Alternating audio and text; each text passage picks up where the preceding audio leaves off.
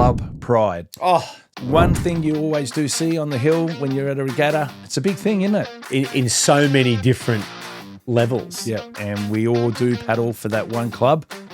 Ooh. In a dragon boat, you can have 20 paddlers, and I think how to harness sometimes 40 different personalities. You got to be a proud coach or manager to be able to do that as well. 2025 Berlin. The professional sportsmen and women there. Oh my goodness. Is dragon boating actually a sport, or is it just a festival?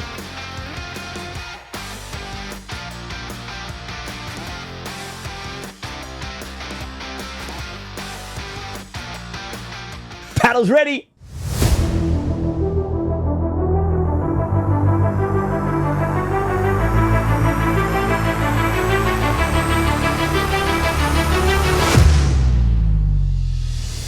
This is Paddles Ready, the global voice of paddle sports. Live commentary, race coverage, athlete stories and expert analysis from across the world of paddling. From dragon boat racing to ocean ski, this is where the competition, the culture and the stories come together. Let's get into it.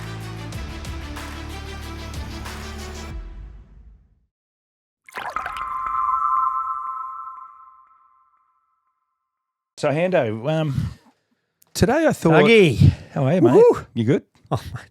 Always good. Always good. The energy in the room, When the electricity. when we're in the studio, the frequency is high, without a doubt. That's it. Adam just came in before us. He loves working with you guys. He said it's infectious. Infectious. And I said, well, some of the questions you asked me, I actually don't know what's in this mind. And that's what I'm trying to pull them out. Oh, right. What did he say? Yeah, he said... No one knows. No one knows. So My family, maybe? Yeah, maybe. No, maybe No, not. no, Dougie. No. Mate, let's talk about... We go to these regattas. Yes. It's a festival. It's dragons. There's people. One thing you always do see on the hill when you're at a regatta is club pride. Oh, So I wanted to have a chat about great club topic, pride Dougie. today. Around, Yeah. Internationally, you've been to a lot of different Yeah. regattas. I've been to a lot.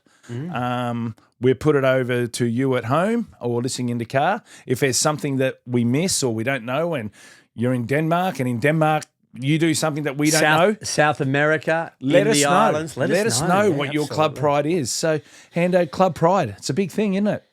Oh, in so many different levels. Yeah.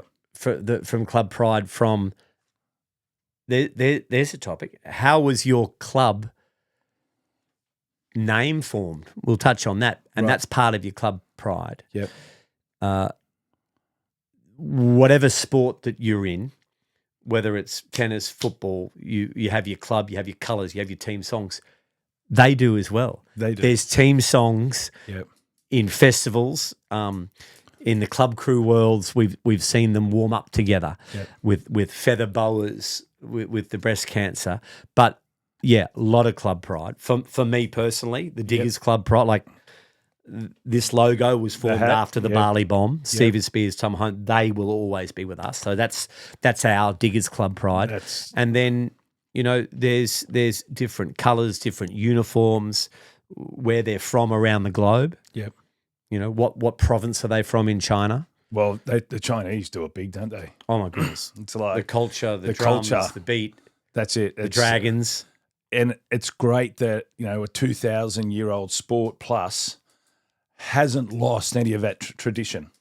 No, and all the festivals around the world, whether it be your local Haka festival that's happening in June in 2026, where there's Florence that they bring up a special dialect from Taiwan. They do I think they've only got 8 boats. Gotcha. And they've got their little clubs and they're proud of what they do. Yeah. And to the likes of Stanley Hong Kong, where your club is team pride, and that's a corporate event. So that'll be, Swire Group versus HSBC versus Standard Chartered Bank versus a construction company versus Cathay Pacific. Yeah. There's a whole different level of that's- pride again in your club. That's a whole different level of corporate sponsors.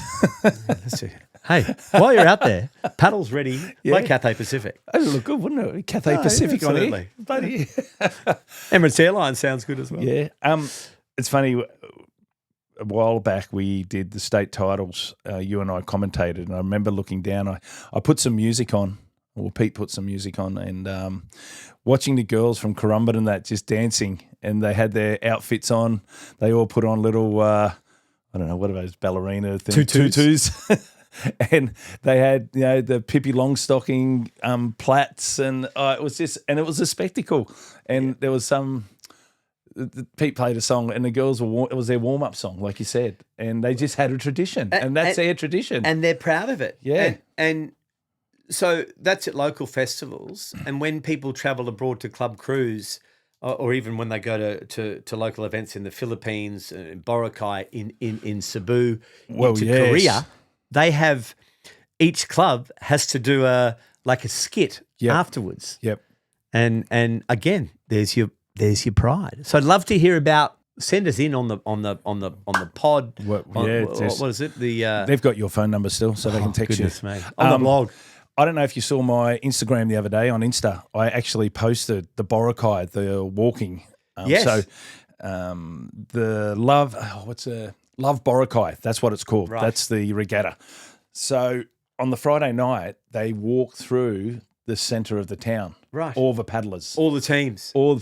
Presenting. So I put it on. If you have a look on our Instagram, Paddles Ready, you'll see it. And all the paddlers walk through. There's over 1,000 paddlers they had at Boracay, which is a great turn-up. I think the Typhoon went to Boracay. It's one to go to. It is one to go to.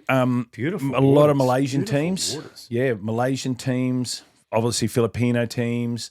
There was some teams there from Singapore. But the tradition of walking through, it's not a town. Boracay's only a small place. So you're basically through the village. Yeah, and, nice. Tradition. They're passionate, proud. Yep. Kabayans, as they say in the Philippines. Down in Stanley, another place, great place. Hong Kong. 1996, 97, being down there and watching the Hong Kong Dragon Boating Festival. Right. Holy smokes. 200 teams in the one day paddling, like 10,000 people on the beach. And then you're talking about pride. And there's another one. Your pride in your club colours, your uniforms, they wear it not only just to the races. They're wearing it to training. They're wearing it to the pubs and clubs in Stanley that we used to, Doug. Well, the club pride, a bit of an amber nectar after a few training sessions. We were sponsored by Foster's one year. That was a great sponsor. What was that bar called that we used to go to in Stanley? Smugglers. The Smugglers Inn. Smugglers Inn. With Brian. And else. My day job, I was in banking back then, and I remember, I think it's my tie. They cut your tie off, and they pinned my tie to the top of the Smugglers above the bar. Ah, right. Yours still pay. And I think it was because get that bloody tie off, and so we get a bit away from it. Yeah. But that was a tradition. We are getting that was a tradition, and that was our club. That kind of became our clubhouse, the Smugglers Inn. Well, clubs from all over the world. The American teams used to come, Korean, the Australian teams. There was Sloths. Yep. Actually came to Hong Kong. So Zeus took his Andrew Penfold came to Hong Kong, and they bring different notes from all around the world. Really, and they pin them at Smugglers Pub. Getting a bit off. We're reminiscing. Reminiscing, just verging on a different tangent there about notes. When we were in Germany, that was different again. And there. Well, there's national pride. Yeah. And your national colours. Yep. So that steps up a different level again. Yeah. And we talked about it, I think, on one of the episodes about athletes. Yep. All different shapes and sizes, but they're so proud, and everyone warms up different. Yep. And like in a dragon boat, you can have 20 paddlers, and I think how to harness sometimes 40 different personalities. You got to be a proud coach or manager to be able to do that as well. Yeah. You touched on the uniforms. Geez, merch is getting pretty big with the club pride, isn't it? Like you can buy anything. You can get anything from your paddling singlet right through to a bomber jacket, Nelly, with the club's names on them, hats, drink bottles. Yeah, and again, that's I suppose when you're the Nowra Dragons or Falls Creek in Vancouver, Canada, you got to attract sponsors and they got to be proud of the club. So obviously they go within. Yeah. But dragon boating is, as you said, we've seen it over the years, and I've seen it emerge, getting bigger and bigger and better. Yeah. And one of the largest water sport take-ups globally, and that's there's so many. And there's different, Southern Hemisphere, Northern Hemisphere, with your clubs and your uniforms. If you're up with the Ice Dragons, you need the bomber jacket. Oh, but down here, we get away with a t-shirt. Yeah. It gets a bit cold in the winter, especially for us Australians. Not like the Canadians or the Europeans, where it's like they have to wait for the ice to melt. Yeah. What's the best you've seen as far as a traditional club pride regatta? As in Chinese heritage type stuff. Stanley was amazing. Yep. But I think there's some really cool events, as you said, in Asia, in the Philippines, Penang. Yeah, they have it, and then it's also how proud the organisers and the event organisers are of their clubs participating, and they have that walk past, they have the eye dotting ceremony where someone from each club or federation comes up and represents it for that eye dotting.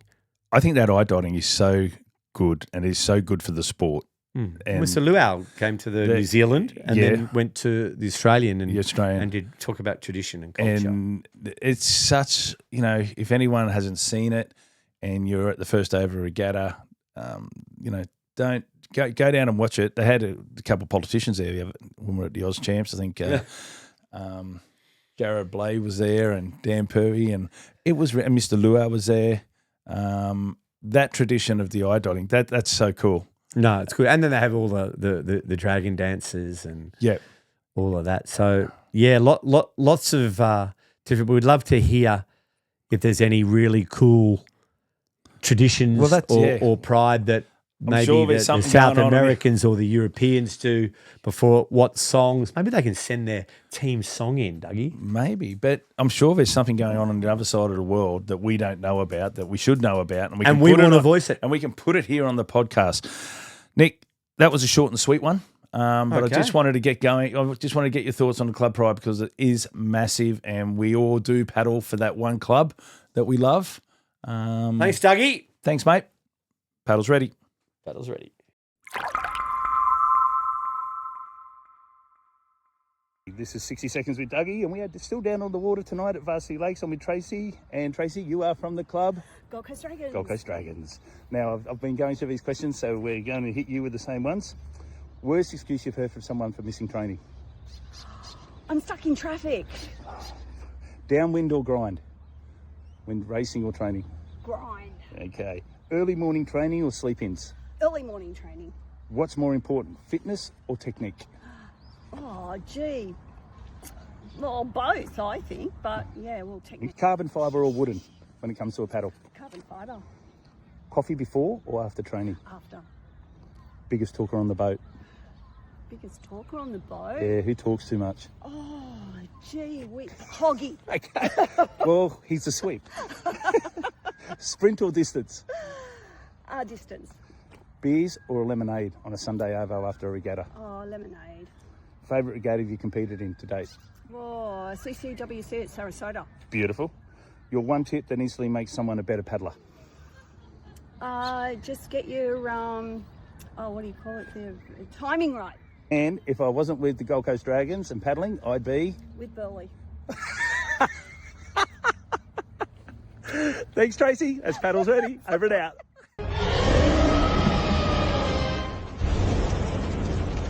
Well, Hando, it's that time of the week again. Dougie's hot take. Oh, tell you what, I'm going to talk to the producers and I'm going to get the cheat sheet next time because you can't keep putting me on the spot. This came from a client of mine this week, this question, believe it or not, when I was trying to explain to him what we did and what our sport is, dragon boating.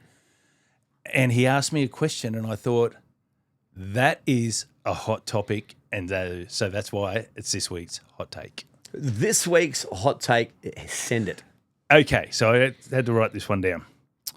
Sport or festival? Is dragon boating actually a sport, or is it just a festival? Ooh. Great question, because dragon boating's history and culture matches in with the festivals, with the Chunmun Festival, ancient Chinese, and every Chinese New Year, just like they had this year down in Chinese New Year in Darling Harbour in Sydney. They had the Chinese Dragon Boat Festival. Is it a sport? Absolutely. Right. That's just my opinion. And that's my opinion as well. And it is a sport, Yeah. but it's a sport for the youth, the people that, like you're talking about elite athletes. You've got people that were runners, basketballs, players, top of their game, but their knees are gone, their legs are gone. Yep. Next minute, they can actually get in because their big back and their lats can still work. Yep. They're the people you're getting. Footballers, definitely a sport. And that's what I said to this gentleman.